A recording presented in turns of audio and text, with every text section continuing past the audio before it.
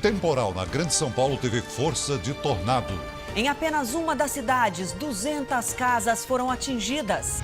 Bebê morre baleado no carro na volta de uma festa. No Paraná, menina cai de van escolar no meio da rua. Temer convoca líderes e consolida o apoio de 20 partidos no Congresso. Na reportagem especial, a cirurgia que dá às mulheres com câncer no útero a chance de ter filhos. Boa noite. A nossa primeira reportagem é sobre a violência no Rio de Janeiro. Um bebê de 1 ano e 2 meses morreu baleado dentro de um carro. Ele voltava de uma festa com os pais. Um homem atirou contra o veículo e fugiu. A polícia ainda investiga o que motivou esse crime. O bebê foi sepultado no fim da tarde. A família está em choque. A avó chora, muita tristeza, meu príncipe. Era uma alegria para toda a família essa criança, entendeu? Então, é muita tristeza, cara, muita tristeza. Juan Rodrigues, de 1 ano e 2 meses, foi baleado ontem por volta das 11h30 da noite em São Gonçalo, região metropolitana do Rio. A criança estava no carro da família que saía de uma festa. Quem dirigia era o pai. Ele percebeu que era seguido e freou bruscamente. Um dos ocupantes do veículo que vinha atrás disparou e fugiu. O tiro atravessou o porta-malas e o banco traseiro onde estava o bebê. Foi parar no painel do veículo. À tarde, peritos recuperaram a bala calibre 9mm que matou a criança. A munição será rastreada. Os policiais já identificaram também o modelo do carro usado na ação. Agentes da Divisão de Homicídios passaram o dia atrás de imagens de câmeras de segurança que possam ajudar a identificar os suspeitos. A polícia tenta descobrir agora a motivação do disparo. O delegado descarta as hipóteses de tentativa de assalto e execução. Me parece, um susto da pessoa que estava dentro desse veículo. Não sei se ela imaginava que ia ser assaltado por esse veículo, ou imaginava que esse veículo tinha bandidos, ou imaginava que nesse veículo tinha polícia. Os pais de Juan têm uma menina de 14 anos. O caçula da família era o filho homem tão desejado. Nós acompanhamos a gravidez dela e foi uma gravidez difícil, uma criança muito esperada, né? E agora com esse fim, muito difícil. Agora um alerta aos idosos. Não são poucas as histórias de velhinhos que passaram a arcar com descontos no benefício do INSS para o pagamento de empréstimos consignados que eles nunca solicitaram. Segundo o Procon de São Paulo, neste começo de ano aumentou em mais de 180% o número de reclamações de aposentados que sofrem esse tipo de golpe. A oferta surgiu num telefonema. O banco ofereceu à dona Guacira um cartão de crédito para aposentados, com direito a descontos em farmácias. Ela só não esperava que haveria uma venda casada. Junto veio um empréstimo que ela não contratou. Apareceu um crédito de R$ 3.315,21 na minha conta e eu saí atrás de ver o que era.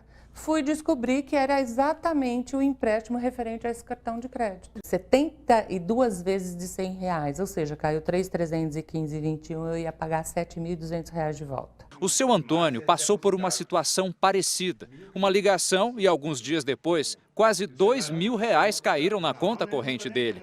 Eram 2 empréstimos que ele nunca quis. Mas agora está sendo obrigado a pagar as parcelas descontadas dos R$ 1.400 que o ex-metalúrgico recebe de aposentadoria. Eu falo que não quero empréstimo.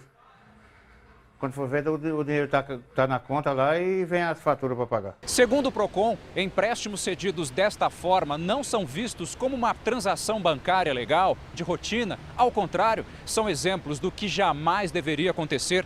Por isso, são considerados como prática abusiva e ferem os direitos do consumidor. Neste ano, denúncias deste tipo aumentaram em mais de 180% no Procon. Alguns bancos já foram multados em até R$ 8 milhões. A recomendação é que as vítimas, além de procurar os direitos do consumidor, devem também procurar a polícia. Na verdade, você está captando uma carteira de empréstimos de que você não tem autorização da parte interessada. Eu considero isso um golpe contra o consumidor, um golpe contra o Código de Defesa do Consumidor, um golpe contra a legislação do país. A aposentada ainda não acredita no que aconteceu. É pura má-fé, porque eles te oferecem uma coisa e te trazem outra. É má-fé. Uma criança caiu de uma van escolar no meio da rua, em Maringá, no Paraná. No vídeo, a van aparece parada, aguardando o momento para cruzar a avenida. O motorista arranca com o veículo. A porta se abre e uma criança cai na pista. A menina de 5 anos levanta e corre em direção à van. Por pouco, ela não é atropelada por um carro. A prefeitura informou que vai notificar a empresa responsável pelo transporte dos alunos. Apesar do susto, a menina sofreu pequenos arranhões no braço. O temporal que provocou mortes e transtornos na Grande São Paulo teve as características de um tornado, segundo o Instituto Nacional de Meteorologia. Em Embu Guaçu, cidade mais atingida, 200 casas foram danificadas. O que mais se via hoje na cidade de Embu Guaçu, na Grande São Paulo, era gente em cima do telhado e pedaços de telhado pelas ruas. O vendaval danificou 200 imóveis e derrubou árvores. Uma delas veio parar na lanchonete de Darli, que por pouco não foi atingida. Eu estava aqui, aí quando eu vi que estava caindo, eu segurei aqui com as duas mãos. A filha dela se protegeu atrás de um freezer. Nunca senti tanto medo na minha vida.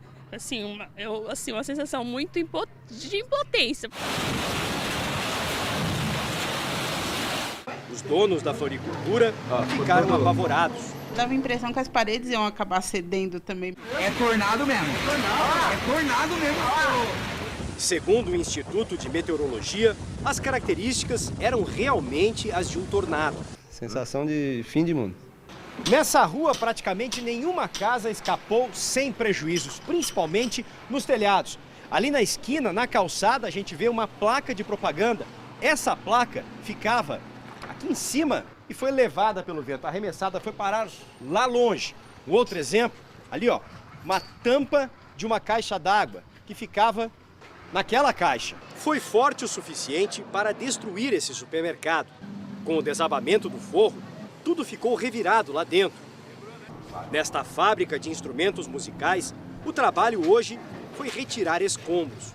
Aqui funciona o estoque de acessórios da fábrica. Tinha funcionário trabalhando aqui na hora do temporal e saíram todos correndo quando perceberam que o teto estava caindo. E é impressionante como a estrutura cedeu. Aqui, ó, a viga entortou e aí toda essa parte aqui do telhado, ó, veio descendo. Olha só o tamanho do que cedeu, tamanho dessa estrutura. Mesmo com o prejuízo calculado em até 10 milhões de reais, o dono, seu Humberto, tentava manter o otimismo. Eu vou levantar de novo. Muitos estragos também de norte a sul da capital paulista. No bairro de Parelheiros, este galpão foi devastado pelo vento. Ninguém se feriu por ali. O muro de um dos cemitérios mais antigos da cidade veio abaixo, levando junto algumas lápides. No bairro onde a marquise de uma padaria desabou, ferindo 2 pessoas, a cena ainda é de guerra. Caiu a marquise, caiu um pedaço do muro. Então, acordei quando o bombeiro estava me puxando. No Largo da Concórdia, centro de São Paulo, comerciantes começaram a desmontar os quiosques de comida atingidos por árvores ontem. A funcionária de um deles, Mônica Francisca dos Santos, de 22 anos, morreu na hora. O tronco que desmoronou estava cheio de cupins. Outras 5 pessoas, entre elas uma criança, ficaram feridas. A polícia abriu inquérito. Em Suzano, na Grande São Paulo, um muro desabou e atingiu cerca de 10 carros. Luiz Rosa da Silva, de 56 anos, estava em um deles e não resistiu.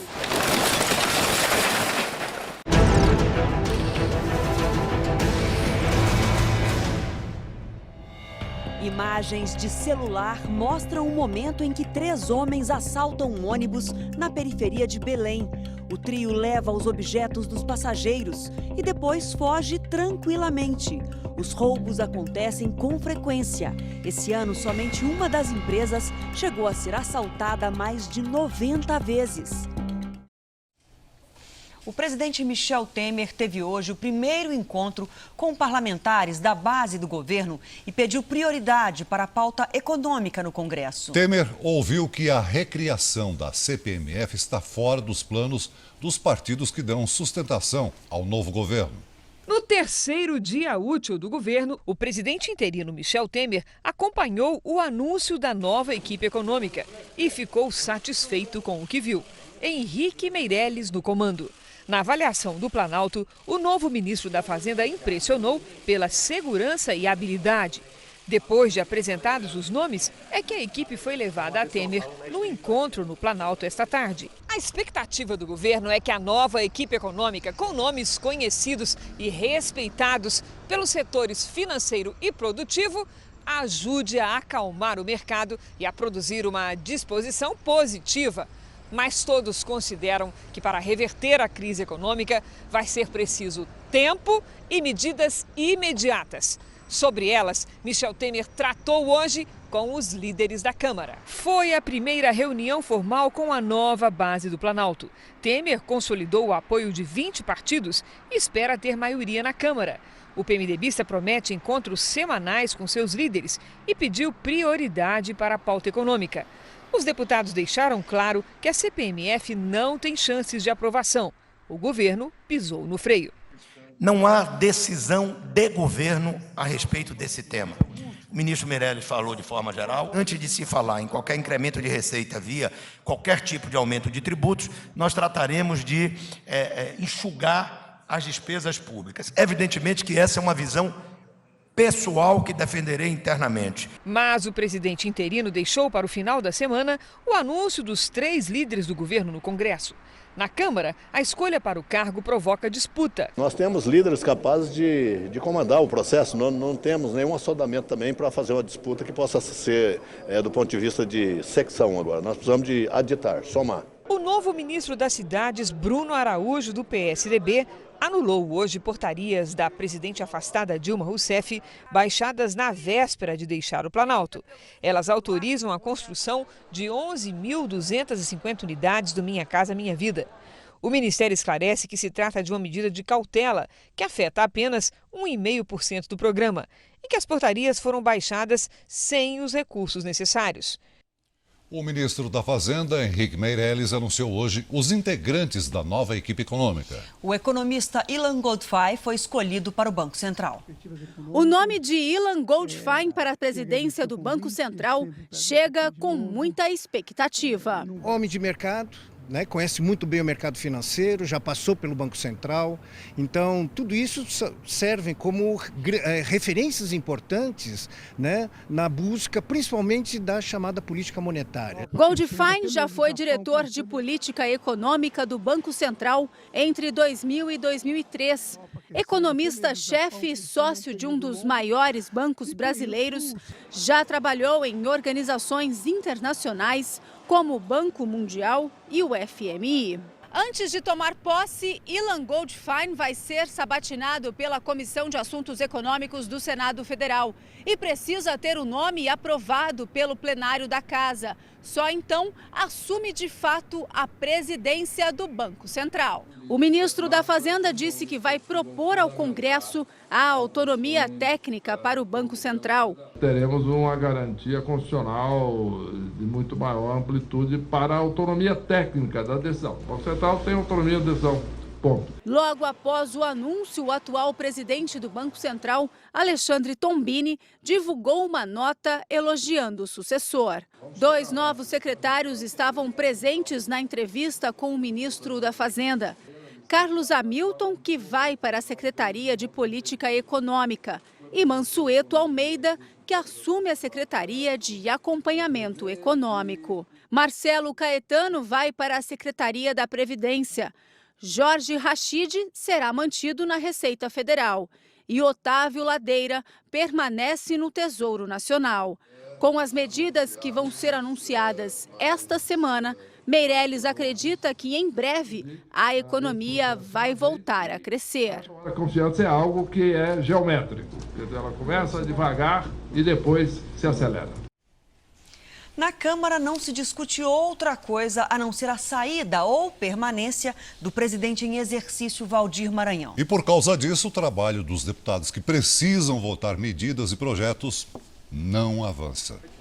Valdir Maranhão está decidido. Não tem renúncia. A permanência dele na presidência da Câmara virou uma queda de braço entre aliados e adversários do governo. Depois de ter pedido a anulação da sessão que aprovou o pedido de impeachment da presidente Dilma, Maranhão conta com a fúria de parte do atual governo. Alguns partidos evitam enfrentá-lo abertamente, mas hoje o líder do DEM pediu que o cargo seja declarado vago e que haja nova eleição em até 5 sessões. Senhor Valdir Maranhão, Vossa Excelência pode sair desta cadeira fazendo um bem para o Brasil. Vossa Excelência não tem condições de dirigir a Câmara dos Deputados. Valdir Maranhão conta com a simpatia dos aliados da presidente afastada Dilma Rousseff.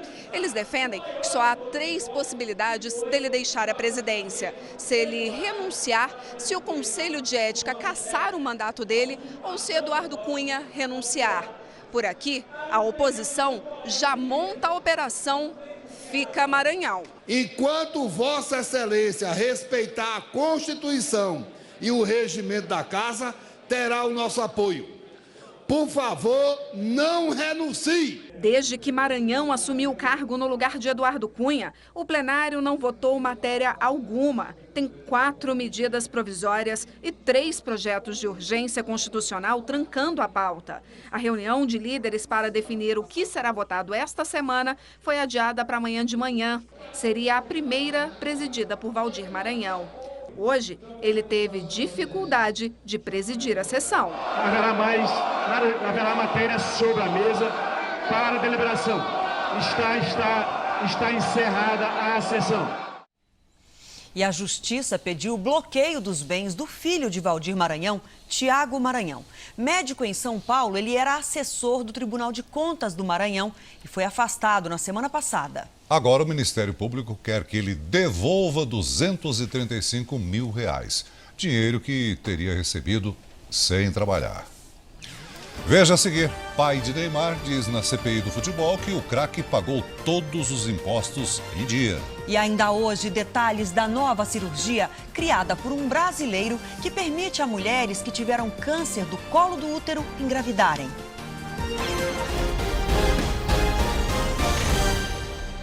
O pai de Neymar foi à CPI da máfia do futebol na Câmara dos Deputados e se defendeu das acusações de sonegação de impostos. Em depoimento, o empresário Neymar Santos, pai do atacante Neymar do Barcelona, afirmou que a empresa que administra a carreira do jogador já pagou mais de R$190 milhões em impostos no Brasil. O empresário disse que tem mais de 98 contratos e todas as receitas vêm para o Brasil. No ano passado, a Receita bloqueou quase R$200 milhões após investigação de movimentações financeiras entre os anos de 2011 e 2013. Neymar, pai, avisou que está pronto para cumprir a lei caso alguém indique onde ele errou. E se tiver alguma coisa, já coloquei meu patrimônio arrolado, tenho patrimônio suficiente para que possa. Vamos discutir isso, não tenho problema nenhum quanto a isso. Mas colocar o meu filho nessa situação, não. Contra a proposta de uma nova lei trabalhista, manifestantes tomaram as ruas e estradas na França. Houve muita confusão em Paris. Coquetéis Molotov foram jogados na polícia, que respondeu com bombas de gás lacrimogênio. Muitas estradas pararam com um bloqueio de caminhoneiros. A reforma defendida pelo governo facilita contratações e também demissões. Bagdá, a capital do Iraque, teve mais um dia de violência hoje. Foram 3 explosões que mataram pelo menos 70 pessoas e feriram mais de 100. O Estado Islâmico assumiu a autoria de 2 ataques, um deles num mercado. Nas últimas 2 semanas, mais de 200 pessoas morreram em atentados terroristas na cidade. Veja a seguir: em Salvador, criminosos usam uniformes para praticar crimes. E também na série especial, mulheres com câncer do colo do útero que não tinham esperança de engravidar ganham nova chance com um tratamento surpreendente.